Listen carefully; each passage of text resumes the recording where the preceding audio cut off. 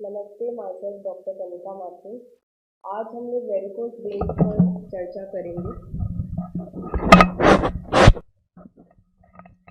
Varicose veins अगर simple भाषा में बोले तो नसों का फूलना। ठीक है, अब इसे समझते हैं कि ये होता क्या है। आमतौर पर हम सभी को पता है महिलाओं में ज़्यादा पाया जाता है। हमारे शरीर में वेसल्स होती है, आर्टरीज और वेन्स। तो वेन्स का क्या काम रहता है कि वो शरीर का जो ब्लड है वो हृदय की तरफ उसका संचार करती है। अब जैसे पैरों की बात करें तो उसमें वेन्स होती है, तो उसका काम रहता है एंटी ग्रेविटी वर्क करना, मतलब गुरुत्वाकर्षण के विरुद्ध जाकर वो खून को नीचे से ऊपर की तरफ पहुंचाती है। तो वेन्स में वॉल्व्स लगी हुई होती है, उनको आप समझ सकते हैं जैसे कि एक गेट टाइप होते हैं ऐसे।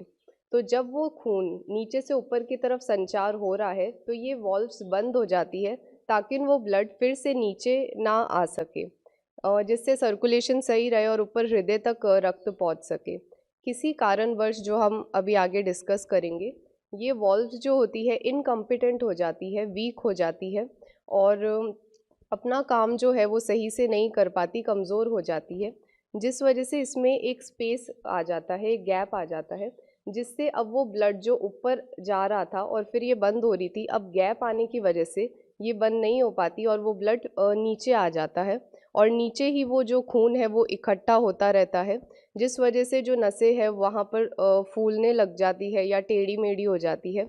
उसी को हम लोग वेरिकोस वेन्स कहते हैं। आमतौर पर इसके कारणों में देखें तो ये महिलाओं में एक तरह से जैसे गर्भावस्था कारण है, उसका एक कॉम्प्लिकेशन है मोटापे के कारण। तो महिलाओं में गर्भावस्था के कारण भी वेरिकोस वेन्स ज़्यादा उनमें देखने को मिलती है, मोटापे के कारण, या वो लोग जो बिल्कुल भी जैसे नॉर्मल वॉकिंग भी नहीं करते हैं, कोई एक्सरसाइज नहीं करते हैं, ज़्यादा देर तक जो खड़े रहते हैं, उनमें ये सारी जो वेरिकोस वेन्स की समस्या है वो देखने को मिलती है। और भी कई कारणवश जैसे कि खान पान यदि हमारा सही नहीं है और हम बिल्कुल भी जैसे सिंपल सी वॉक भी नहीं कर रहे, कोई हम क्रिया नहीं कर रहे एक्सरसाइज, तो हमें वेरिकोस वेन्स जो है उसके लक्षण देखने को मिलते हैं। इसके अंदर जैसे पैरों में सूजन सी आने लगती है, दर्द होता है, भारीपन सा महसूस होता है, चलने में दिक्कत होती है, आपको जो नसें होंगी वो उभरी हुई दिखेंगी, टेढ़ी मेढ़ी सी, और डिसकलरेशन ऑफ वेन्स जैसे कि वो नीली काली सी ऐसे आपको दिखने लगेगी। इचिंग एंड अल्सरेशन होगा, एड़ियों में कालापन आने लगेगा आदि, ये सारे लक्षण वेरिकोस वेन्स में हमें देखने को मिलते हैं। यदि हम बात करें तो आयुर्वेद के अनुसार इसे सिराज ग्रंथि से रिलेट किया गया है।